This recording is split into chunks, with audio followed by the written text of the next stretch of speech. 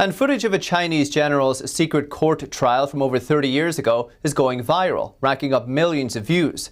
The clip was recently leaked out of China, and it's an extremely rare situation for such footage to go public. The clip revealed the divide within China's military before they were deployed to open fire on student protesters in the 1989 Tiananmen Square massacre. The bloody crackdown is one of the most censored topics inside China. And to this day, many Chinese people remain unaware of the full scale of the situation. The general who was tried is called Chin-Shian. He famously refused an order from the regime. The directive would have sent tens of thousands of his troops to Tiananmen Square to suppress student protesters calling for democracy using machine guns and live ammunition. At the time, Xu led one of the most elite forces stationed near Beijing, the 38th Army.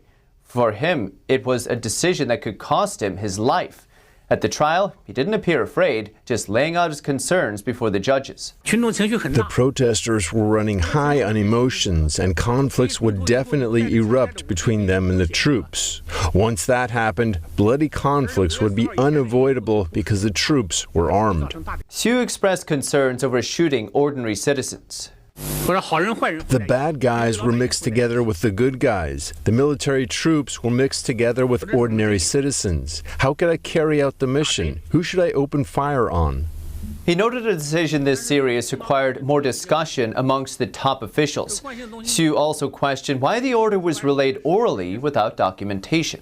At the time, I told my superiors that they can appoint me or dismiss me. I said, if I carried this out well, I could be a hero. And if I performed poorly, I might become a sinner in history. Rejection shocking the other generals at the meeting. Here's one of their testimonies read by a judge. After Xu finished his speech, the room was still for quite a while, and the two superiors were stunned. Shortly after, the regime replaced Xu with another commander. The 38th Army marched into Beijing, opening fire at students and ordinary citizens.